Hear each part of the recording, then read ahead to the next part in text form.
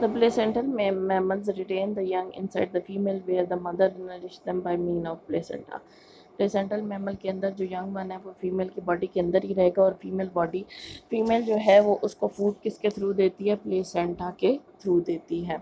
A unique mammalian character that permit the female to nourish the young with the milk are the mammary gland. अब ये unique character आपको milk से nourish करने का भी mammals के अंदर ही नज़र आएगा. मेमरी ग्लैंड के में मिल्क प्रोडक्शन होती है जिसको फीड करवाया जाता है. The reproductive role of human male is to produce sperm.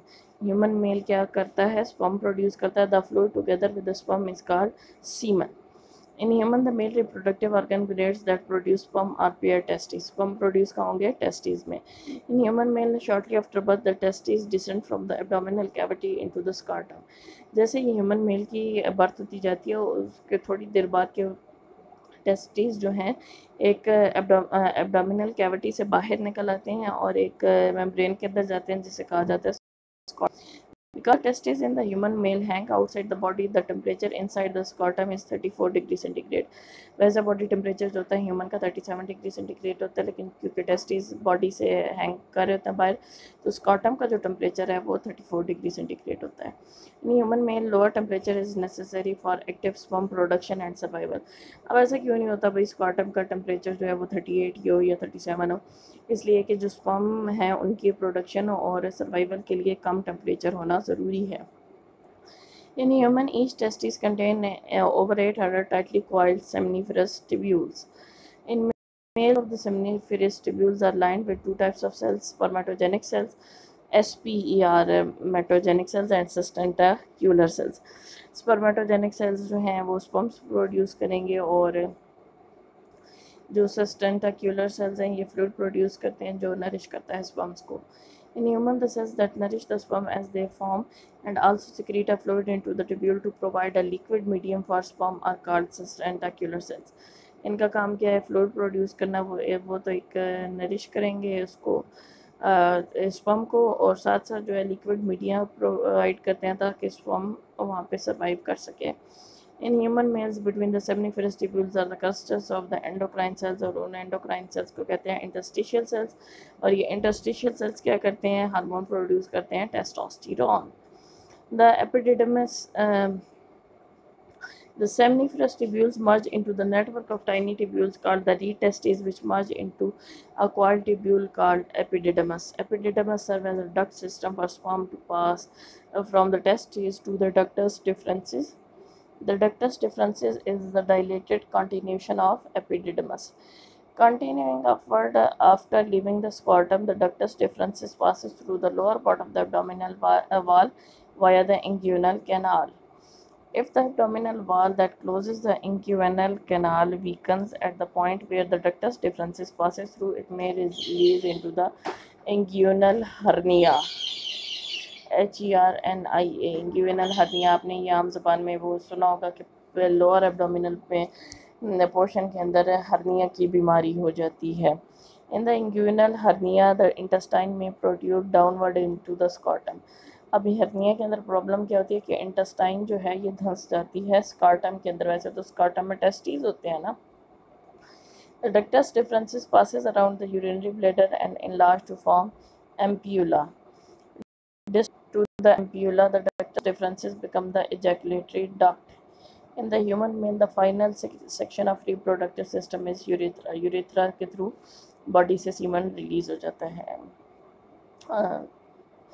After the ductus deferens passes around the urinary bladder, several accessory glands and their secretions to sperm as they are propelled through the ducts. In the human male reproductive system, the accessory glands that add their secretion to the sperm are the spinal vesicle, prostate gland, and bulbourethral glands. In the human male, the paired spinal vesicle secrete water, fructose, prostaglandins, and the vitamin C.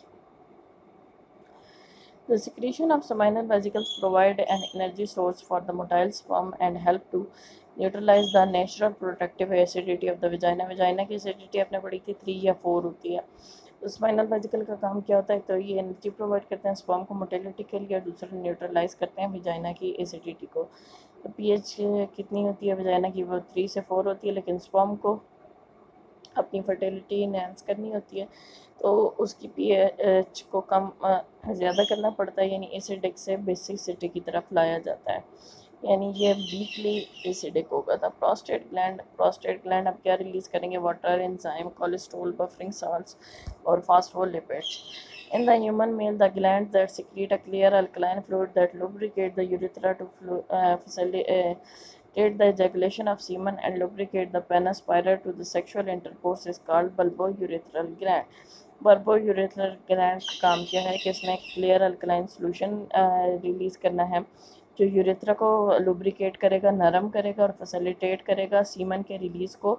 और penis को, जो male reproductive organ है, पायरर कहते हैं पहले sexual intercourse sex से पहले उसको जो है लुब्रिकेट करेगा, और ये इस ग्लैंड को कहते हैं बल्बोयूरेथ्रल ग्लैंड।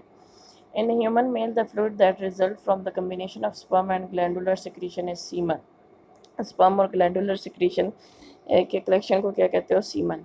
और एवरेज ह्यूमन एजैकुलेशन में जो स्पर्म रिलीज है, सीमन कितना होता है? 3 से 4 ml और स्पर्म रिलीज होता है 300 to 400 million. The penis has 2 function. Penis के 2 फंक्शन है, एक तो ये यूरिनेशन के अंदर इन्वॉल्व है और दूसरा transport of semen and during ejaculation. In addition to the urethra, the human penis contains 3 cylindrical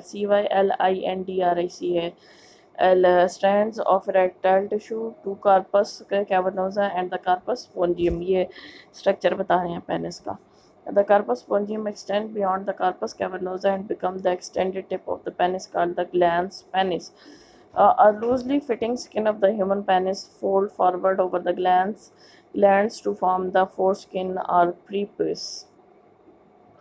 In human, the removal of the prepuce from the penis for religious or health reason is called circumcision, जिसको हमारे आम उर्दू में खतने कहा जाता है, उसको scientifically सर्कमसिशन कहा जाता है।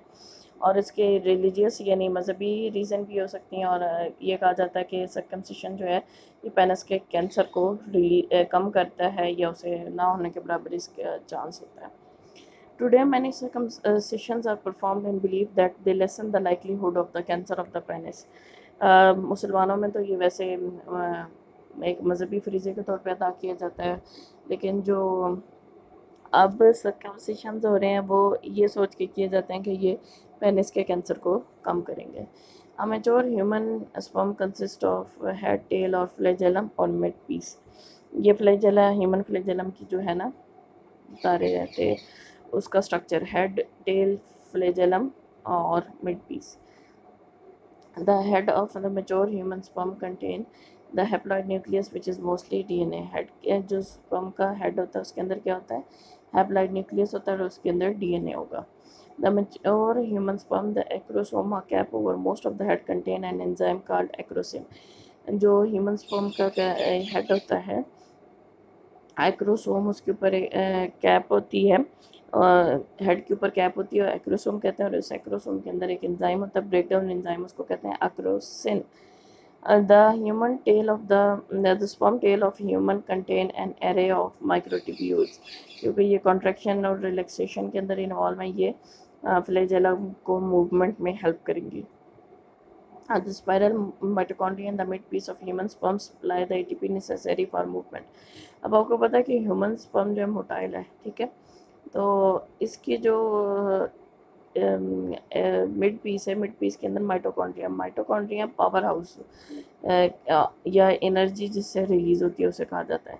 और तो एनर्जी रिलीज हो रही है तो ये किस चीज़ में यूज़ हो रही है? क्योंकि स्पर्म का तो काम है मूवमेंट है, ये तो मूवमेंट में एनर्जी यूज़ हो रही है। In human male sex hormones are collectively called androgens.